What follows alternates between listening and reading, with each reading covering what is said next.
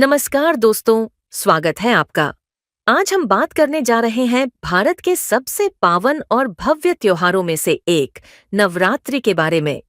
क्या आप जानते हैं नवरात्रि का अर्थ है 9 रातें। ये 9 दिन और रातें केवल पूजा पाठ तक सीमित नहीं है, बल्कि शक्ति, भक्ति और संस्कृति का अद्भुत संगम है। तो आइए जानते हैं नवरात्रि का महत्व क्या है और लोग इसे इतने उत्साह से क्यों मनाते हैं। नवरात्रि का परिचय भारत को त्योहारों का देश कहा जाता है और नवरात्रि उनमें से एक ऐसा पर्व है जो पूरे देश में अलग-अलग रूपों में मनाया जाता है। साल में 2 बार नवरात्रि आती है, चैत्र और शारदीय नवरात्रि। चैत्र नवरात्रि वसंत ऋतु में और शारदीय नवरात्रि शरद ऋतु में मनाई जाती है। शारदीय नवरात्रि का महत्व अधिक माना जाता है क्योंकि इन दिनों को शक्ति की आराधना का समय माना गया है। अब सवाल उठता है, आखिर नवरात्रि मनाने की शुरुआत कैसे हुई? पौराणिक कथाओं के अनुसार महिषासुर नामक असुर ने कठोर तपस्या कर शक्तियां प्राप्त की और वरदान लिया कि उसे कोई भी देवता या पुरुष नहीं मार पाएगा। वरदान के घमंड में उसने तीनों लोकों में आतंक मचाना शुरू कर दिया। देवता भी उसके सामने हार गए। तब ब्रह्मा, विष्णु और महेश ने अपनी अपनी शक्तियों को मिलाकर एक दिव्य शक्ति की रचना की, जिसे हम माँ दुर्गा के नाम से जानते हैं। माँ दुर्गा ने महिषासुर से 9 दिनों और 9 रातों तक भीषण युद्ध किया और 10वें दिन उन्होंने उसका वध कर दिया। तभी से नवरात्रि के ये 9 दिन माँ की उपासना को समर्पित किए गए और 10वें दिन विजयादशमी या दशहरा मनाया जाने लगा, जो बुराई पर अच्छाई की जीत का प्रतीक है। दोस्तों, नवरात्रि का हर दिन माँ दुर्गा के एक अलग स्वरूप की पूजा के लिए समर्पित होता है। शैलपुत्री, शक्ति और स्थिरता की प्रतीक।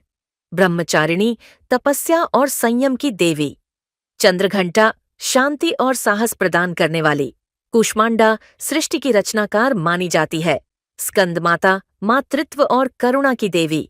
कात्यायनी, वीरता और पराक्रम की प्रतीक। कालरात्रि, भय और अंधकार का नाश करने वाली। महागौरी, शुद्धता और सरलता की देवी। सिद्धिदात्री, सभी सिद्धियों और शक्तियों को प्रदान करने वाली। इन 9 रूपों की पूजा करके भक्त माँ से साहस, शांति, शक्ति और करुणा प्राप्त करने का आशीर्वाद मांगते हैं। सांस्कृतिक महत्व। नवरात्रि केवल पूजा का पर्व नहीं, बल्कि संस्कृति और एकता का भी प्रतीक है। गुजरात और राजस्थान में लोग पारंपरिक पोशाक पहनकर रात भर गरबा और डांडिया खेलते हैं। पश्चिम बंगाल में दुर्गा पूजा धूमधाम से होती है। विशाल पंडाल, देवी की प्रतिमाएं और भव्य सजावट पूरे वातावरण को दिव्य बना देती है। उत्तर भारत में रामलीला का मंचन किया जाता है और दशहरे पर रावण, कुंभकर्ण और मेघनाद के पुतले जलाए जाते हैं। दक्षिण भारत में गोलू सजाने की परंपरा है, जिसमें घरों में देवी देवताओं और पौराणिक कथाओं की झांकियां लगाई जाती हैं। देखा दोस्तों, नवरात्रि भारत की विविधता में एकता का सबसे सुंदर उदाहरण है। आध्यात्मिक और व्यक्तिगत महत्व। नवरात्रि हमें केवल बाहर की बुराई से लड़ना नहीं सिखाती, बल्कि भीतर की बुराइयों पर विजय पाने की प्रेरणा भी देती है। माँ दुर्गा ने महिषासुर का वध किया था, लेकिन हमारे भीतर भी छोटे छोटे महिषासुर छिपे होते हैं, जैसे क्रोध, अहंकार, ईर्ष्या, आलस्य और लोभ। नवरात्रि हमें याद दिलाती है कि हमें भी इन बुराइयों पर जीत हासिल करनी है। इसीलिए लोग इन दिनों व्रत रखते हैं, सात्विक भोजन करते हैं, ध्यान और भक्ति में लीन रहते हैं।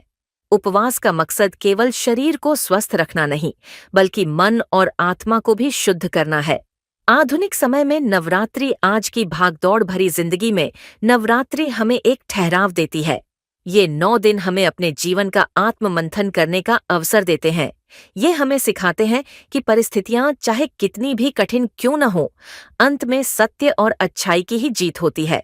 नवरात्रि का असली संदेश है शक्ति, भक्ति और एकता। शक्ति, ताकि हम हर चुनौती का सामना कर सकें। भक्ति, ताकि जीवन में सकारात्मक ऊर्जा बनी रहे। एकता, ताकि समाज में प्रेम और भाईचारा बना रहे। तो दोस्तों, नवरात्रि केवल एक धार्मिक पर्व नहीं, बल्कि जीवन को सही दिशा में ले जाने वाला अवसर है। यह हमें प्रेरणा देती है कि अच्छाई हमेशा बुराई पर विजय पाती है। आइए इस नवरात्रि हम सब मिलकर माँ दुर्गा से प्रार्थना करें कि वे हमें शक्ति दें, साहस दें और हमारे जीवन से हर बुराई का नाश करें। धन्यवाद और आप सभी को नवरात्रि की हार्दिक शुभकामनाएं।